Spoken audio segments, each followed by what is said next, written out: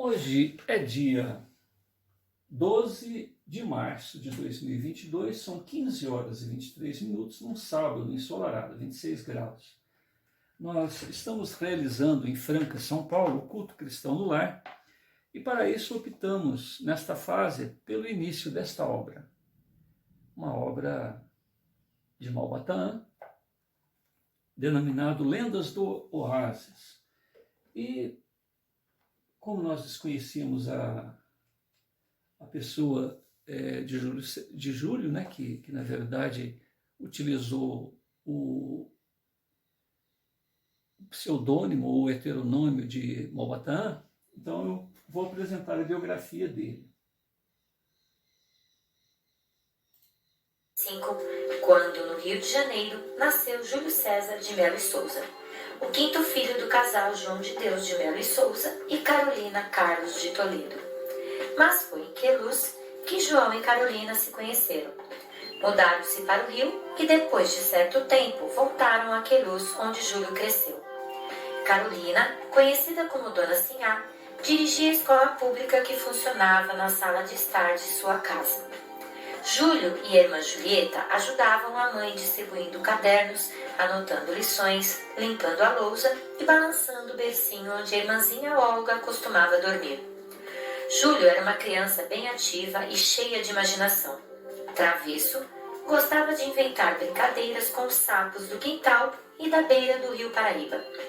Quando adulto, amigos lhe presenteavam com réplicas de sapos de louça, de madeira, de ferro. Em 1908, com apenas 12 anos, criou a revista R, sua primeira obra literária. Ele era o diretor, o redator e o ilustrador. Era um caderno com folhas dobradas, costuradas à mão, escrito com caneta tinteiro e ilustrada com desenhos feitos à mão livre, por ele mesmo. Usava guache e lápis de cor.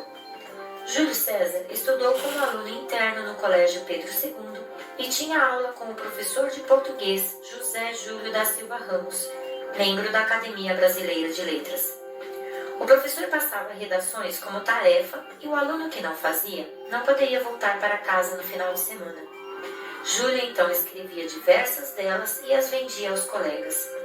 Ganhando dinheiro, conseguia ir de bonde para casa e ainda conseguia comprar chocolate. Ainda muito jovem, Júlio César escreveu seus primeiros contos e tentou a publicação num jornal, mas foi recebido com indiferença pelo editor, que os deixou embaixo de um peso de segurar papel. Foi aí que teve a ideia de reapresentá-los com o pseudônimo de Slade, que seria um autor americano de grande importância. O editor acreditou na história e os publicou. No ano de 1925, Júlio César casou-se com Nair Marques da Costa, sua ex-aluna no Colégio Melo e Souza. Tiveram 3 filhos e, nesse mesmo ano, conseguiu editar seu primeiro livro, Contos de Malba Tahan. Na primeira edição, assinou com seu próprio nome.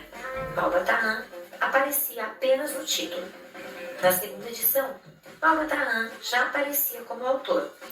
Foram mais de 100 livros publicados em vida.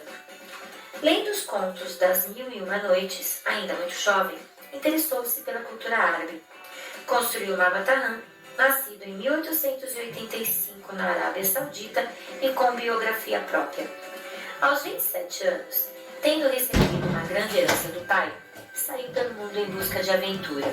Em cada uma delas, ele sempre se envolvia com problemas matemáticos, que acabava resolvendo de forma impressionante. Seu raciocínio lógico era magnífico. Morreu em combate em 1912. Malba Tahan não foi apenas um pseudônimo de Júlio César de Melo e Souza. Ele parecia ser real, uma mistificação literária. Ele estudou a cultura e a língua árabes de modo que a história de vida e as obras do Malba Tahan fossem totalmente convincentes. Tinha linguagem, ambientação e estilo próprios. Júlio César tinha o dom da palavra. Suas aulas e suas palestras eram bem concorridas. Encantavam. Diversos estudantes ficavam em pé no fundo da sala para apreciarem tamanho talento com as letras e com os números. Ele ministrava suas aulas com muita sabedoria, simpatia e cultura. Em 1937, foi nomeado professor catedrático da disciplina de matemática da Faculdade de Filosofia, Ciências e Letras da Universidade do Brasil, atual Universidade Federal. Gostava de escrever com os pés descalços, pois acreditava que assim conseguiria se expressar melhor. Costumava parar os cabelos constantemente para se apresentar impecável.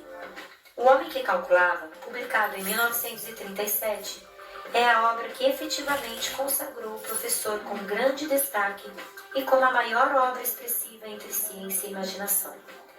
Malba-Tahan juntou o saber matemático e os contos árabes numa grande aventura com resolução de desafios e problemas diversos solucionados pelo persa Beremiz Samir, o principal protagonista da obra.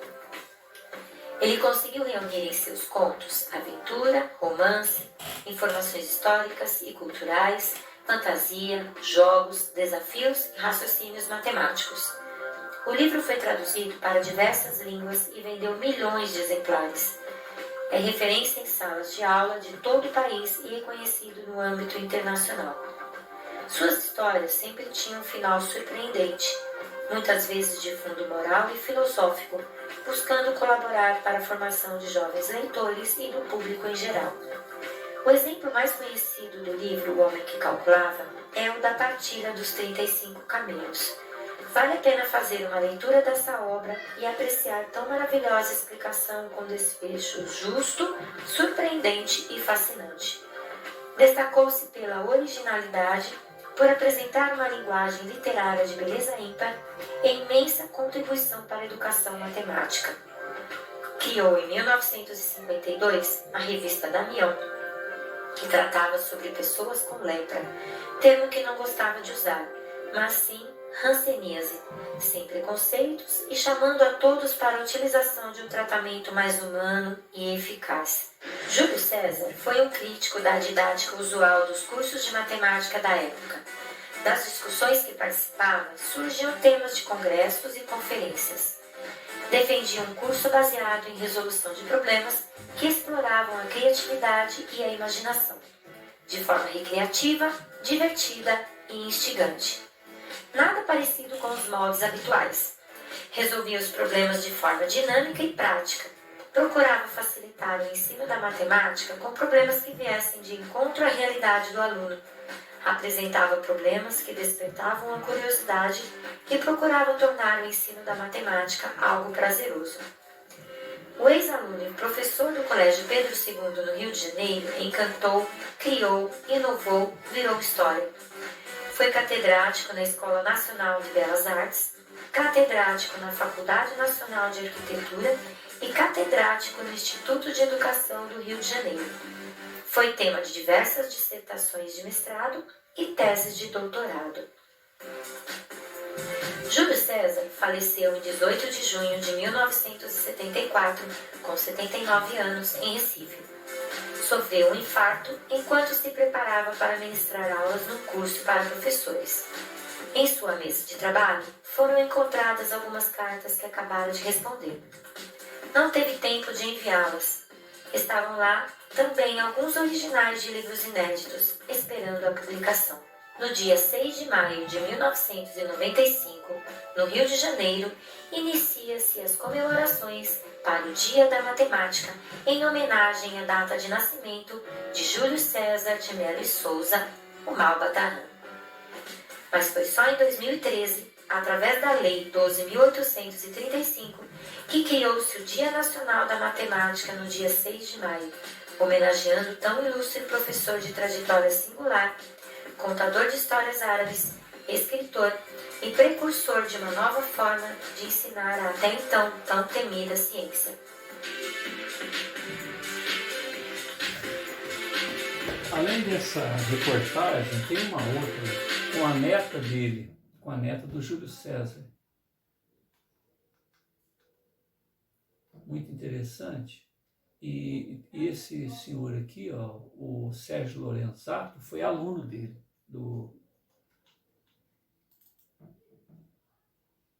Hoje é um dia muito especial, especialmente para nós, da comunidade educação, porque temos a visita da arquiteto que leva a vida, mais porque tem sido, não pela arquitetura, mas por ter sido neta de uma pessoa que é, para nós, na educação matemática, exemplar e ímpar. O 6 de maio, Dia Nacional de Matemática, foi escolhido por causa do seu dia do nascimento do Malbatã, bisneto do professor Malbatã, Leonardo de Faria Pereira. Nesse dia, 24 de novembro de 16, ela está visitando a Faculdade de Educação, mais especificamente o Centro de Memória da Educação, que organiza, cuida, responsável pelo acervo do Malbatã. E esse acervo foi doado pela família, muito pela questão dessa pessoa especial que aqui está hoje. Renato, para nós é um prazer, uma honra tê-la aqui. Eu gostaria que você nos contasse uma coisa que muita gente gostaria de saber, mas não tem condições, só você. O que você ouviu falar, o que você lembra do seu avô, o nosso querido Malbatã? Como é que ele era como homem, um avô, como pessoa da família? E também de trabalho, porque acho que você podia comparar muito bem a pessoa com aquilo que com o trabalhador, quanto que ele era devotado. Um trabalho que eu garanto para você que era uma pessoa muito devotada ao trabalho. Levava muito a sério. Mas e dentro de casa, como é que ele era?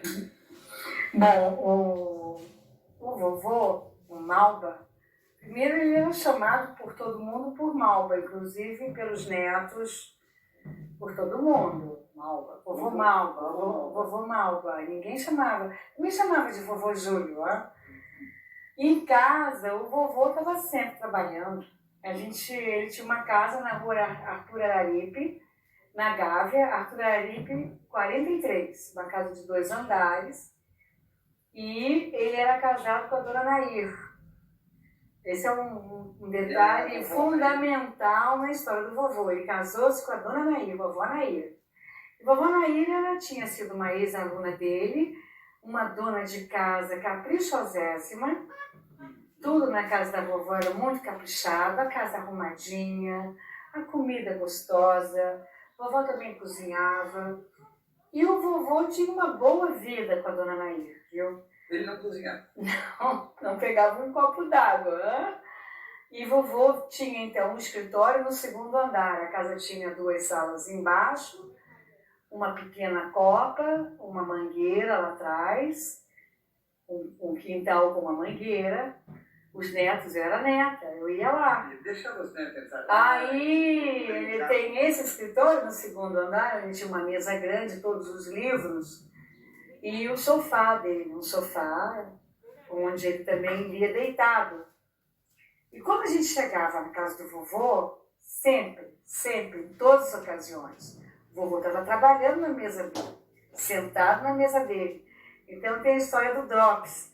Ele tinha drops na gaveta, os netos chegam lá e ele dá o drops. O pessoal pegar o drops e sair correndo com o drops e deixar ele trabalhar, entendeu? Porque ele queria muito continuar trabalhando. Não era só amor pelos netos, era para também arrumar espaço para ele continuar trabalhando. Isso, ele tinha muitas canetas coloridas e a mesa dele era uma delícia da gente mexer na mesa dele, né? Mas ele dava o drops pra gente já... E aí, essa coisa dele trabalhar era muito forte. Esse escritório dele tinha uma ligação com o quarto dele, né? E a porta do quarto do escritório era uma porta. Só que ele não dormia quase no quarto dele com a vovó. Ele dormia no sofá do escritório. E sempre debaixo dos livros e dos jornais, assim, com aquilo tudo em cima dele. Essa dedicação toda, né, em tempo, né, e qualidade de trabalho que ele executou, é por isso que ele é o patrono da educação matemática no Brasil hoje. O que você tem notícia, lembra de ele ter comentado alguma coisa que ele tentou fazer e não conseguiu fazer, que gostaria de ter feito? Não. O que eu acho que ele poderia realizar era escrever muito mais, produzir muito mais. Ele era muito criador, né? Criava demais. E ele tinha esse apoio da vovó. A casa dele era um ponto de encontro de alunos e amigos. Todo mundo ia lá. E quando o pessoal chegava, ele aparecia, a escada tinha um lance, um patamar e outro lance. E então, quando o pessoal vinha visitá-lo, ele sempre aparecia nesse primeiro patamar, descabelado, descalço, com as mãos no bolso. E o pessoal, professor Júlio. Então todo mundo ia para o escritório dele, ele ia lá para cima e começavam palestras, aulas, porque as pessoas iam para conversar com ele. É verdade que ele tinha a preferência de ficar descalço. Gostava, ele dizia que a energia do chão, a energia da terra vinha pelos pés. Ele tem muita história, né?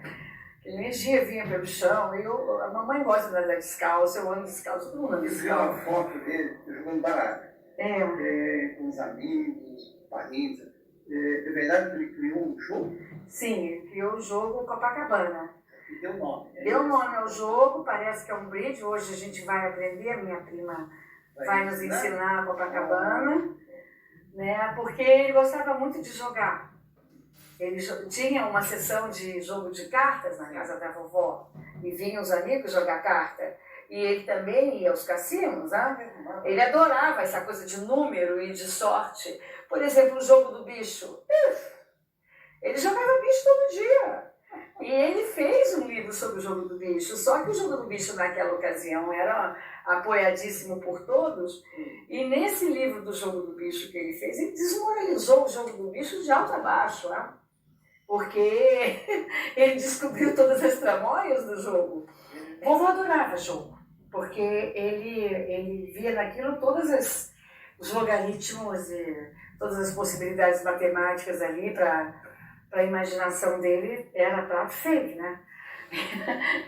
Renata, por que o seu avô não ficou rico de dinheiro? Vovô? Rico? Ele não dava mínima para o dinheiro.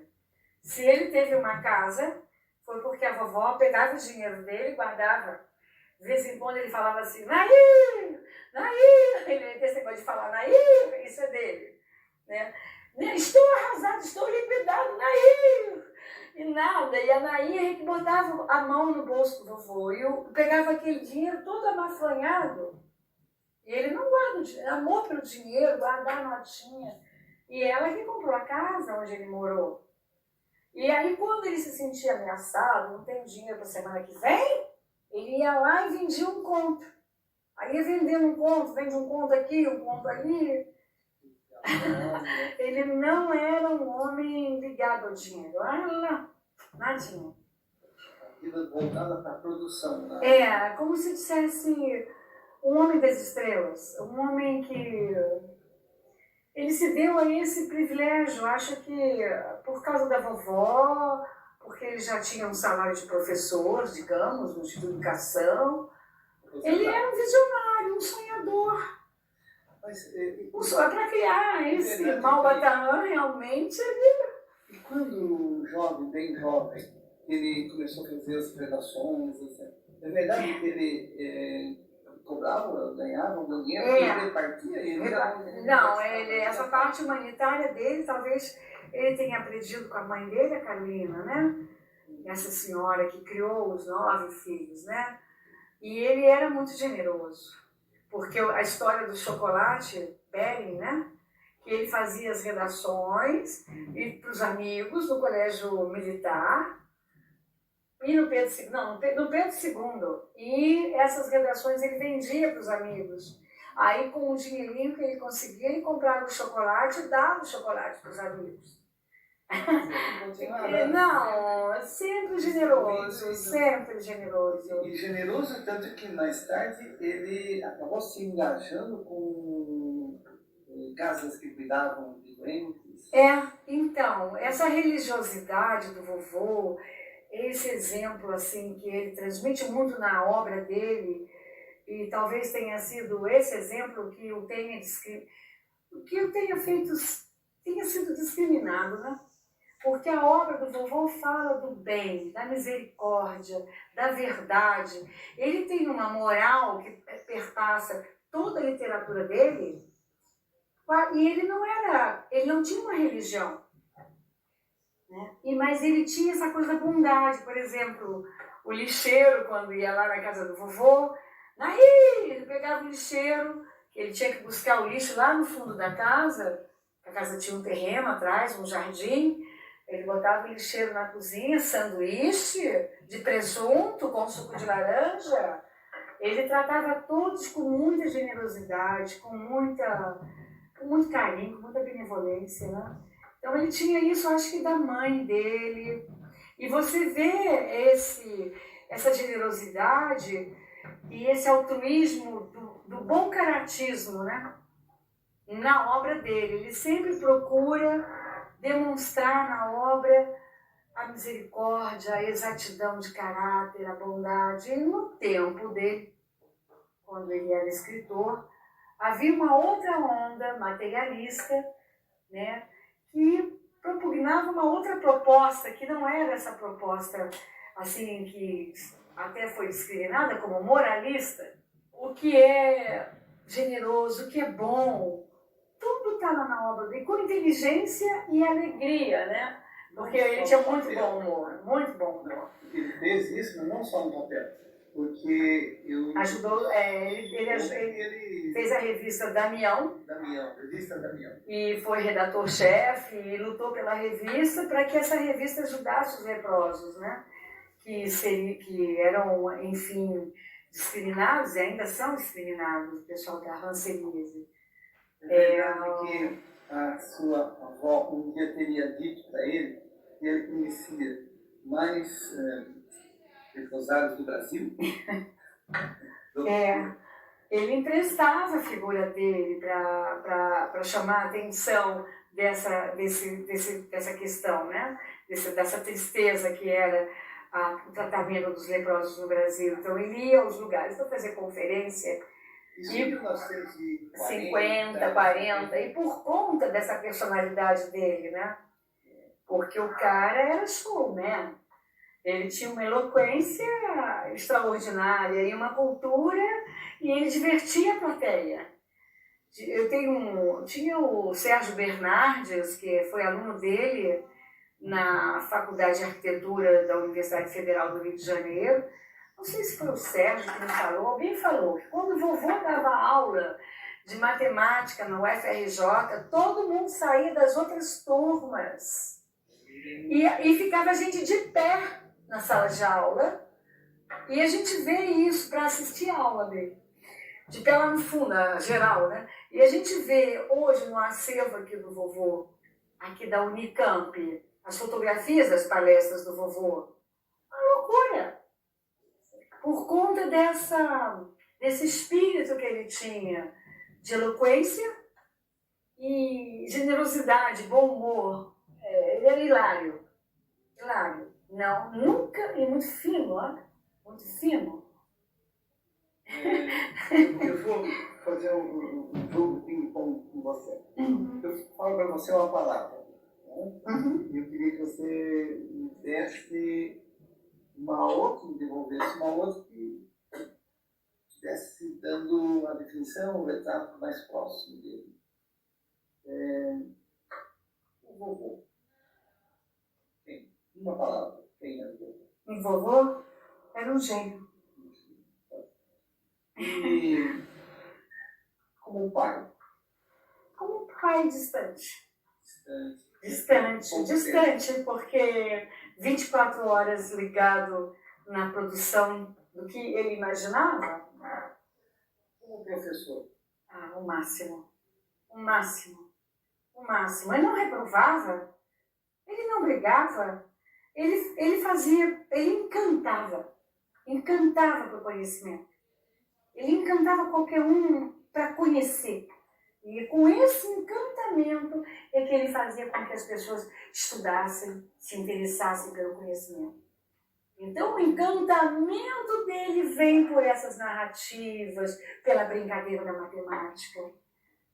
E eu um estudante, ao deparar-se com alguém que detém algum conhecimento, ele vai gostar de conhecer se aquele vem escrevendo e apagando ao mesmo tempo, fazendo coisas complicadíssimas e dizendo, olha, você é burro, você não sabe nada e eu sei tudo. Você faz com que o estudante saia correndo com raiva daquele professor. Ele não era. E ele não tinha esse espírito. Vovô, ele queria brincar, encantar. Você já me deu uma resposta há pouco, mas eu vou ainda terminar a nossa última palavra. Como homem, como você poderia definir? Um sedutor. Um sedutor. Mas um homem honrado. De plateia ele seduzia a todos. A todos. Depois ele era lindo, né? Exato. O vovô era lindo. Né? Ele era lindo. Mas ele não fazia isso por alguma elucubração intelectual, por conta da personalidade dele. A turma ia lá para Arthur Araripe e ficava todo mundo lá no escritório dele há horas. Eles no segundo andar, no escritório dele, da rua Arthur Araripe. Todo mundo lá. Quando a gente ia para Caxambu, as férias. Ele fazia palestras no edifício Eli. Lotava de gente, todo mundo para assisti-lo. Então tem esse lado, digamos, teatral dele, né? E que ele acha que ele descobriu a pérola, né? O segredo dessa audiência, que era a eloquência dele, a inteligência, a cultura, a simpatia. Você junta tudo isso, bota um jaleco branco, né? E lá vai ele sempre de jaleco, com a ponteirinha, né? Muita gente pensa que ele era árabe, porque escreveu O Homem que Calculava, escreveu muitas obras, não só de educação matemática, mas de literatura brasileira, autores um pouquinho mais de 120, né? E ele, na verdade, saiu pouco no Brasil, nasceu. Ele nasceu no Brasil? Nasceu carioca. Carioca, nasceu no Rio. E teve a infância em Queluz. Queluz, ali na fronteira do Rio com São Paulo. Brasileiro da gema. E árabe por estudo. Ele criou o personagem Malbataan, criado. E ficou com esse personagem, digamos, de 1925 até meados dos anos 40. Por 20 anos, o Brasil e todos os brasileiros acreditavam que existia um árabe. E aí ele fez uma biografia, eu não sei bem a biografia do Malbataan, mas que nasceu numa cidade da Arábia e ele vivia fazendo peripécias e ajudando muitas pessoas através da matemática. Ele ia nos reis, nos sultões e resolver problemas com a matemática. E também esse mesmo árabe assinava contos, romances. E essas histórias ele colocou em um livro. Exato, o vovô tinha que ganhar a vida, certo? Ele tinha 3 filhos e uma mulher brava. A Naíra era brava. Ela que comprou a casa para ele morar. Ele se casou e foi morar com a sogra. A vovó morou com a sogra, a bisa Carolina e mais os irmãos do vovô. Todos lá na casa da Carolina, em Copacabana. Então a vovó queria uma casa para morar. E o vovô tinha que ganhar dinheiro. Então ele tinha que se virar. Então ele começou com essa história de jornal. Né? E no primeiro jornal que ele foi tentar escrever, o redator-chefe nem ligou para ele. O vovô deixou os contos lá, a história do peso. Ele deixou os contos lá, o homem botou um peso em cima e não deu bola. O vovô tirou os contos, foi na mesa do homem, tirou os contos, retornou com os contos dizendo que os contos seriam de um escritor americano, R.S. Slade.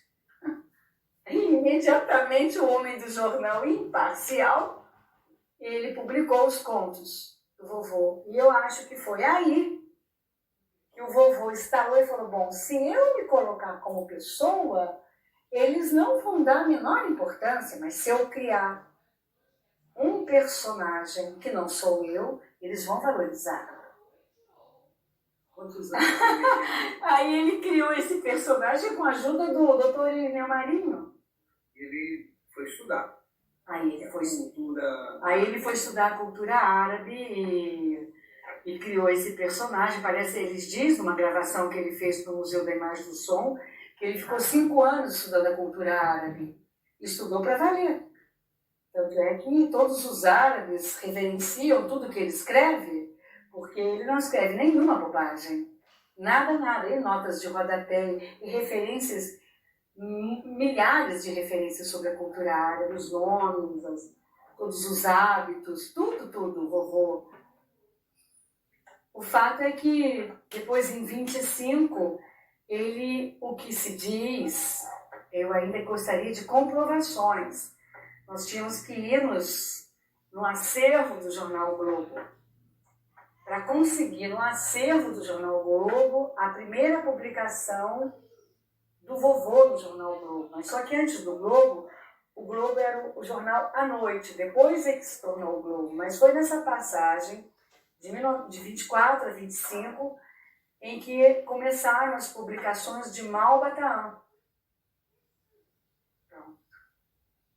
E daí esse Malbataan espalhou-se pelo Brasil, com esses contos árabes, porque havia os diários associados do Assis Chateaubriand, e esses contos do vovô eram o ganha-pão do vovô, o pessoal ia comprando os contos do vovô. Então hoje no acervo aqui da Unicamp você tem milhares de recortes que o vovô recortava os contos que eram publicados. Os jornaizinhos mais pequenininhos do Brasil, no interior de Pernambuco, no interior de São Paulo, no interior do Paraná, pelo Brasil inteiro não havia internet. O meio de comunicação era o jornal. E esse Malbataan, essa figura árabe que fazia esses contos bonitos, e era como se fala, era moda a cultura árabe naquela época. A cultura árabe era uma coisa misteriosa que todo mundo tinha curiosidade em conhecer. Também, por essa razão, o vovô talvez tenha também escolhido um personagem árabe, não um inglês. Ele não criou um lord inglês ou um eslavo. Ele criou uma figura que nasceu em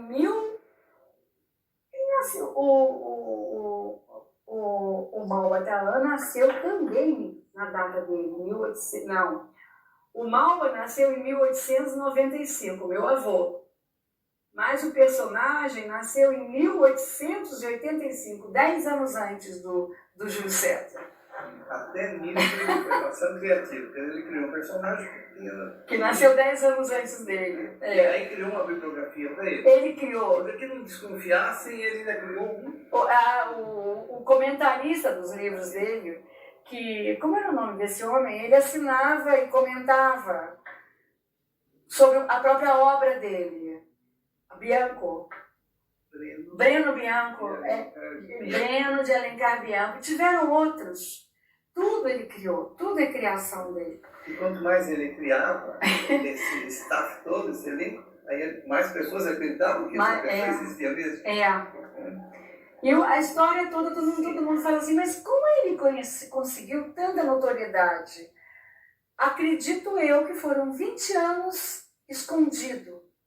E quando uma professora aparece, que falou, professor, porque ele dava aula de matemática, né, no Instituto de Educação, no Colégio Militar, em todo quanto era lugar, dava aula, concursado, fazia os concursos, passava, dava aula, e uma professora então falou, professor Júlio, o senhor é um Malbataan. Parece que houve esse momento nos anos 40, 46, 44. É verdade que ele não foi um aluno brilhante de matemática na escola? Eu não sei disso. Porque assim, se você confirmar, isso eu não sei dizer. As crianças que não vão bem, né, na matemática, pode ser que com o passar dos dias se revelem, né? A história é que tudo está na beleza do conhecimento. E ele tinha essa coisa da imaginação. Então, o que se tem que fazer com todos esses estudantes do Brasil, com todos que não gostam de estudar, é deixá-los imaginar, deixá-los brincar, porque através da descoberta, o vovô, ele quando era menino criou aquele jornalzinho R,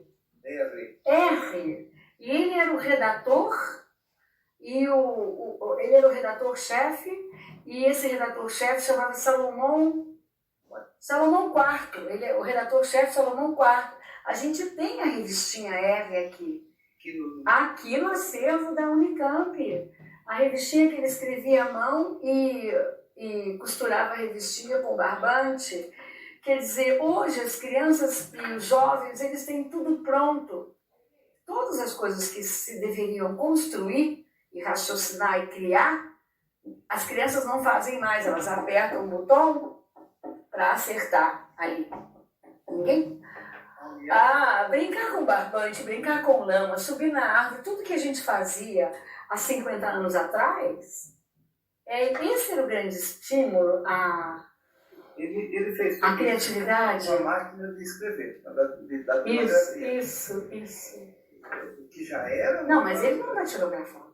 O vovô, não. Ele os manuscritos estão aqui também, Aqui no acervo estão o manuscrito, todos os manuscritos dos grandes livros. Tem até o dicionário da matemática. E a última pergunta para você. Eu estou muito satisfeito com tudo que você apresentou para nós aqui. O que você espera dessa doação que a família fez para o seu internet para a Faculdade de Educação Centro Menor? Você está aí, é uma riqueza, um tesouro para a educação brasileira. O que você espera agora que nós façamos um estudo? Pois é, eu quero ser o braço direito de todos os pesquisadores, técnicos aqui da Unicamp. Isso aqui é uma bênção, a gente ter conseguido que o acervo do vovô tenha vindo para cá. Porque aqui eu espero que o acervo do vovô sirva ao estudo de todos da educação, da pedagogia, ao estímulo daqueles que querem ensinar matemática, querem ensinar até literatura, né? E a gente, Lorenzato, eu, Denise, Paulino, Paixão, a gente quer trazer todos os documentos do vovô para cá. Aqui é um lugar do primeiro mundo. E vamos digitalizar, propiciar a pesquisa pela internet, quer dizer, ser um centro mesmo de referência da educação matemática aqui na Faculdade de Educação da Unicamp. É isso, eu vou fazer tudo, até morrer, quero ajudá-los a promover isso aqui. Deus te ouça e faça acontecer isso e fico à disposição também para poder ajudar. Tá bom. Obrigado pela sua especial entrevista de hoje. Tá bom, mestre. Até a próxima. Felicidades. Que a gente continue trabalhando e construindo. Obrigada, professor. É isso aí. Uma oportunidade ímpar. Isso que é especial. Até a próxima.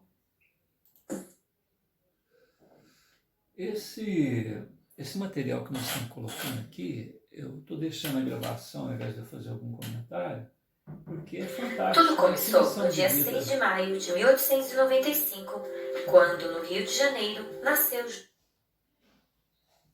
Hoje é um dia muito especial, especialmente para nós, da Faculdade de Educação, porque temos a visita da arquiteta que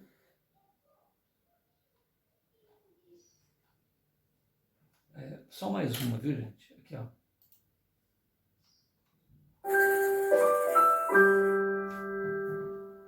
Olá, bom, hoje então a gente vai conversar um pouquinho sobre esse livro maravilhoso chamado O Homem que Calculava, de Malbataan.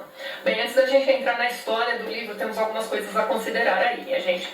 Primeiro, é o seguinte, deem uma olhada no nome do autor do livro, Malbataan. Então é muito comum, né, as pessoas que nunca leram esse livro, não conhecem, enfim, deem uma olhada aqui no nome do autor e pensem que ele é um estrangeiro. Mas na verdade Malbataan era brasileiro. O nome verdadeiro dele é Júlio César de Mello e Souza. Mas por que Malbataan? Então veja bem, Júlio César, que além de professor de matemática, pedagogo, enfim, todo aí envolvido na área da educação, era também um exímio contador de histórias, né? E as histórias de sua preferência eram então os contos, as fábulas, as lendas do Oriente. Então, ele achou num primeiro momento que se ele assinasse com o nome dele mesmo, não chamaria tanta atenção, né? Então, o que é esse brasileiro aí escrevendo lendas do Oriente? Então, ele cria um heterônimo, na verdade, tá, gente? Então, vamos lá pensar primeiro qual é a diferença entre pseudônimo e heterônimo. Pseudônimo é simplesmente um nome que você escolhe para ser, então, seu nome artístico. Por algum motivo, você não quer usar aí o seu nome verdadeiro, então você vai lá e cria um nome novo com o qual você vai assinar aí os seus escritos e tudo mais. Só que Júlio César criou toda uma biografia para Malbataan. Ele criou o Malbataan como um personagem completo, com data de nascimento diferente da sua, com nacionalidade diferente da sua. Então, Malbataan é um muçulmano da Pérsia, nascido em 1885. Ele estudou, começou seus estudos, na verdade, no Cairo, e depois de um tempo ele se muda para Constantinopla, veja só. E lá ele completa, então, o que seriam ali os seus estudos universitários. Então, ele se forma como um cientista social. Além de ser um estudante, ele também escrevia para jornais e revistas, e ele era considerado uma figura extremamente inteligente. Então, ele tem um amigo que é um emir. Se eu não me engano, gente, me corrijam se eu estiver errado nos comentários, por favor, mas o emir é um cara com uma alta patente. Ele é meio que considerado ali no Oriente como um príncipe, né? Seria ali o equivalente, e ele acaba contratando o Malbataan para se tornar ali uma pessoa responsável pela administração e para desenvolver também trabalhos que exijam grande inteligência e habilidade, né? O Malbataan tira tudo isso de letra, enfim, tá lá trabalhando com esse amigo, até que um belo dia o pai dele morre. Então ele herda, né, tudo aquilo do pai, que tinha uma situação financeira muito confortável também, então ele acaba pegando essa herança e viajando pelo mundo. E é durante essas viagens que ele fazia o mundo afora que ele começa então a escrever os seus livros, sendo um deles, obviamente, O Homem que Calculava. Além disso tudo, a gente sabe também quando Malbataan morreu e como ele morreu. Ele morreu numa batalha enquanto ele lutava pela liberdade de um determinado povoado. Então é isso, né? Isso então seria o heterônimo, né? A gente tem a biografia do cara completa, a gente tem características próprias dele. Então, se a gente for pensar em outro autor famoso, né? Dessa vez um autor português, que tem diversos heterônimos, o primeiro nome que vem à cabeça é o Fernando Pessoa, né? Então, Fernando Pessoa chegava a criar não só a biografia, né, dos seus heterônimos, como ele criava também o mapa astral de alguns deles. Ou de todos, agora eu já não me lembro. Então é isso. Já o Júlio César Real nasceu 10 anos depois de Malbataan, então ele nasce em 1895, no Rio de Janeiro, e ele morre em 1974, se eu não me engano, no Recife.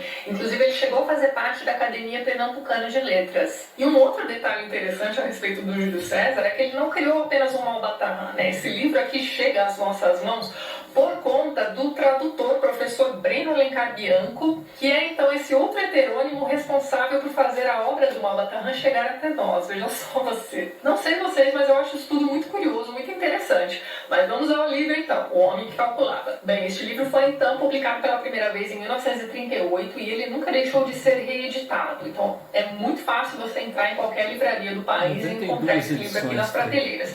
Inclusive ele é adotado como leitura paradidática em diversas escolas aí Brasil afora. E não é à toa, porque o professor Júlio César, além de, como eu tinha dito para vocês, ser ali um excelente professor de matemática, responsável com este livro aqui pela difusão, eu diria, né, da matemática pelo Brasil afora, porque veja bem, nesse livro aqui então ele consegue a façanha, né, de transformar o terror de boa parte, né, a maioria não, de boa parte dos alunos do ensino fundamental ao médio, né, a matemática, em uma coisa extremamente palatável e possível. Então vamos ao enredo aqui do Homem que Calculava. Aqui a gente vai ter o seguinte: o narrador da história é, na verdade, então uma pessoa que estava fazendo uma viagem a Bagdá. E naquela época era muito comum você seguir caravanas para fazer essas viagens longas, né? Você não ia sozinho, né, pelo meio do deserto, né? Você ia ali acompanhar e tudo mais. E ele conhece então nessa viagem o Homem que Calculava, né, o Berenice. O Berenice é um jovem extremamente inteligente e ele tem um raciocínio lógico muito bom. Então, ao longo aqui dessa viagem deles para Bagdá, a gente vai acompanhando a solução de diversos problemas reais ali que eles vão encontrando ao longo do caminho pelo Berenice por conta da lógica e da matemática. Então, veja bem, eu vou dar só alguns exemplos, tá, para não estragar aqui a leitura leituras de vocês, mas vamos lá. Bem, então durante o trajeto dessa viagem que eles estão fazendo a Bagdá, eles vão encontrar pelo caminho uma pessoa meio abandonada, né? Se nota que aquela pessoa sofreu algum tipo de violência, foi assaltada na verdade. E quando eles chegam para ajudar essa pessoa, eles descobrem que na verdade se trata de um sheik. E aí conversa vai, conversa vem, os dois resolvem ajudar esse homem e tudo mais, e aí eles têm ali o primeiro problema a ser resolvido, que é o seguinte: o Berenice tem 5 pães, o amigo dele, o narrador da história, tem 3 pães, e eles precisam então fazer uma divisão, porque afinal de contas esse é o único alimento que eles têm ali até o término da viagem, então eles precisam dividir estes 8 pães entre 3 pessoas. E aí, enquanto o sheik e o narrador estão ali quebrando a cabeça para saber como é que eles vão dividir 8 pães entre 3 pessoas, o Berenice está sossegadão ali, porque ele já tem a solução para o problema assim de imediato, que é dividir cada um dos pães em 3 pedaços. E dessa forma eles terão então alimento para os 3 ali até o término da viagem tranquilamente. O sheik fica tão feliz com essa solução desse problema, né, e com a ajuda que ele está recebendo desses 2 estranhos, que ele resolve oferecer ali alguns trabalhos para o Berenice chegando a Bagdá. E é dessa forma, então, que o livro vai se desenrolando, né? A gente tem a continuação dessa viagem,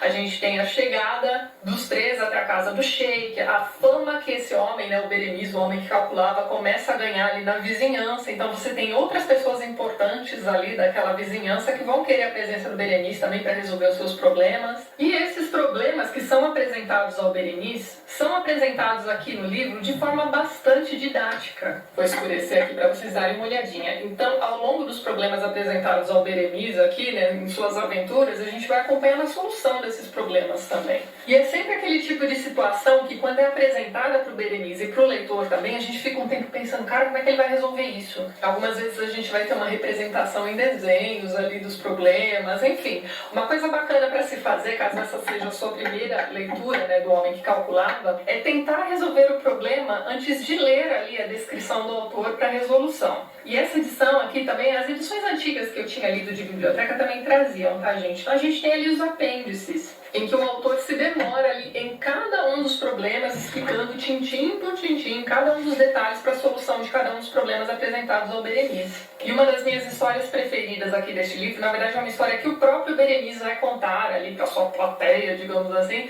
que vai dar conta então da criação do tabuleiro de xadrez. Então vou contar bem por cima essa história para vocês, mas ela está aqui no livro direitinho. A gente tem ali então a história desse viajante que passa por esse reino, cujo rei está ali muito entediado. Então esse homem acaba ensinando para este rei o jogo de xadrez. Ele ensina direitinho como é que funciona o jogo, joga ali uma partida com o rei perde, e aí o rei vai dizer para este homem que ele pode pedir qualquer coisa em retribuição. Não só por ele ter ganhado o jogo, mas também por ter apresentado o jogo ao rei. E aí, depois de muito discutir, porque ele não acha que ele deva receber, né, prêmio nenhum por conta disso, ele resolve pedir, então, o pagamento dele em grãos. Então, ele pede para que os grãos sejam colocados ali, como se fosse no tabuleiro mesmo, em progressão geométrica para cada quadradinho do tabuleiro, entendeu? Então, assim, no fim das contas, ele ia ter uma quantidade enorme de grãos, que serviria ali para alimentar toda a população do seu vilarejo, enfim. Essa é uma história que também é contada pelo Carl Sagan, naquele livro Bilhões e Bilhões. Eu vou deixar o link para a resenha aqui em cima para vocês darem uma olhadinha. Mas é isso, você vê que o enredo da história é bastante simples, né? O que vai realmente aumentando o interesse de quem está lendo é a solução desses problemas que vão surgindo para o Berenice. Inclusive, uma das funções que o Berenice é convidado a exercer é a de professor de matemática. Então, em diversos momentos, a gente vai ter ali o Berenice contando pra gente sobre a história da geometria, a história da álgebra, a história do zero. E a gente vai aprendendo ao longo dessa leitura também, de uma forma muito didática, muito tranquila, sobre como a matemática deve muito aos povos do Oriente. A gente tem também alguns diálogos aqui com fundo filosófico muito importante, a gente aprende bastante sobre a religião deles, e tudo isso num livro extremamente acessível. Então, apesar dele ter sido escrito lá em 1938, o livro é escrito de uma forma bem direta, então a mensagem do Malba Tahan fica bastante clara para qualquer leitor. E apesar de ser um livro adotado como leitura paradidática nos colégios e tudo mais, esse é um livro para todas as idades, gente. Eu sou bastante suspeita para falar desse livro, porque ele foi muito importante para mim, né, durante os meus anos de ensino ensino fundamental e de ensino técnico também no colégio. Então deixo aqui a recomendação fortíssima, não só para você aí que briga com a matemática, né, como para todos vocês aí que nunca tenham lido esse livro. Sério, gente, experimentem, tenho certeza que vocês vão gostar. Os outros livros do Malbataan também são maravilhosos, mas esse aqui, sem dúvida, é especial. Então deixo a dica aqui para vocês. Vejo vocês nos próximos vídeos do canal. Um beijo grande. Hoje nós resolvemos fazer a leitura desta obra, O Homem que Calculava, e eu não tinha ideia de quem era Malbataan. Logo na primeira página aqui existe uma biografia, que é justamente a biografia que ele criou, né, para o personagem Malbataan. E como eu vi que o assunto é muito complexo, muito extenso, cada item aqui, por exemplo, ó, Lendas do Oásis, né?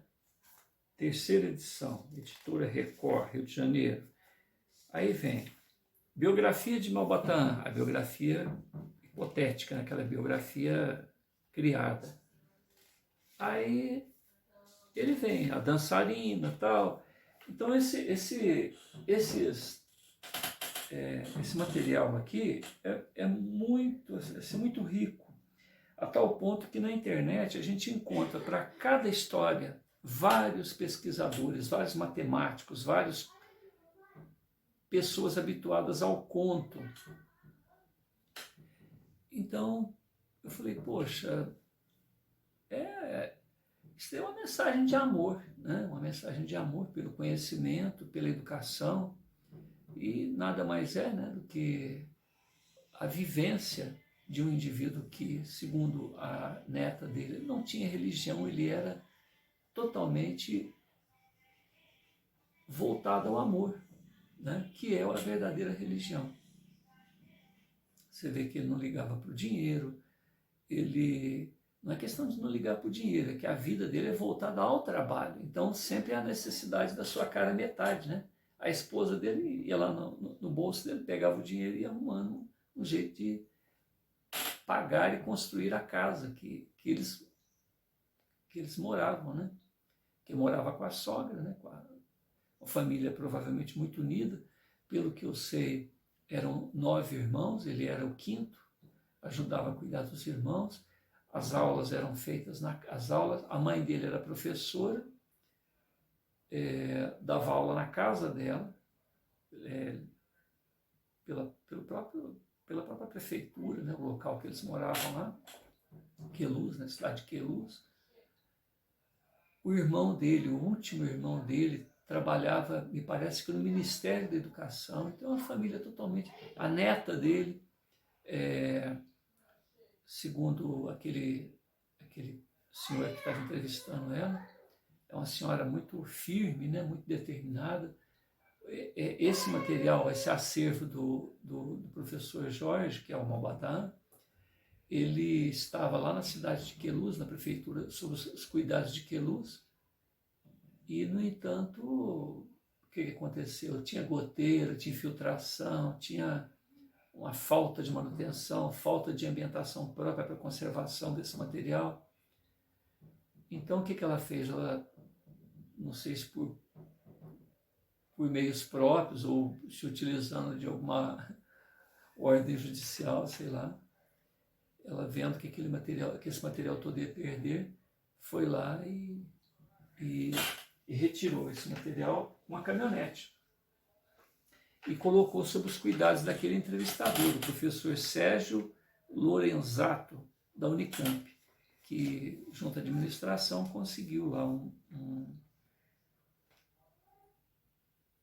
espaço, né, para cuidar das obras do professor Júlio César de Melo Souza. O professor Sérgio diz que, aos 22 anos, ele já fazia 2 anos que ele também era professor, e um dia foi, a pedido do pai dele, assistir uma aula do professor Júlio César de Melo Souza, e se encantou, né? Mas, como a gente já tomou muito tempo, nessa primeira fase, porque eu pretendo fazer uma sequência do tema,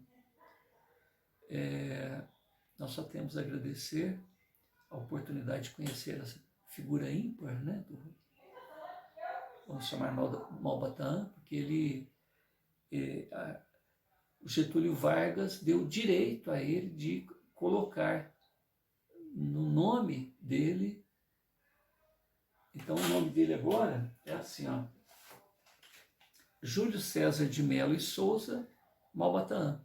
O próprio presidente deu ordem para que isso existisse, para que isso acontecesse. A legislação da época eu não sei. Eu sei que eu tive muita dificuldade. Minha esposa precisava trocar, corrigir alguma coisa no nome, uma letrinha, tirar uma letrinha, sabe? E houve, nós também estamos na terceira idade, né? Eu e minha esposa. E comparando com a época dele, era coisa muito difícil, muito difícil. A gente procurou cartoriais, vários advogados e nada, né? Até que a gente conseguiu, através de um advogado que havia feito como Malba Tahan, acrescentado no nome dele. Ele não gostava muito do nome ou da família, alguma coisa assim. Então ele era conhecido, era um radialista, e depois se tornou advogado, e depois se tornou deputado. Ele conseguiu, logo que se formou, logo nos primeiros meses de formatura, muito competente, acrescentar, assim como Malba Tahan, ele acrescentou alguma coisa no nome dele. Então ele continuou no anonimato em relação ao próprio nome e utilizando o pseudônimo, que inclusive foi o pseudônimo que ele utilizou para ser um deputado. Como a biografia não é dele, né, a gente está só citando como referência. Mas deu muito trabalho. Então, para que o presidente da República tivesse esse poder de dar ordens, né, Getúlio Vargas deu ordem para que se colocasse no RG do Júlio, depois que colocasse todo o nome dele, Malba Tahan. E assim foi feito. Então ele tem uma cédula de identidade com o nome dele já acrescentado, Malba Tahan. Como o vídeo de hoje foi extenso, a gente agradece a Deus, a Jesus, agradece a pessoa, né, e o ser imortal que esteve sobre esse nome, né, aqui na Terra, e sabemos que é um missionário, é um indivíduo que veio para fazer a diferença. Então, que Deus o abençoe e o proteja e permita que Ele nos assessore nesses próximos esforços. Muita paz a todos. Agradeço pela atenção.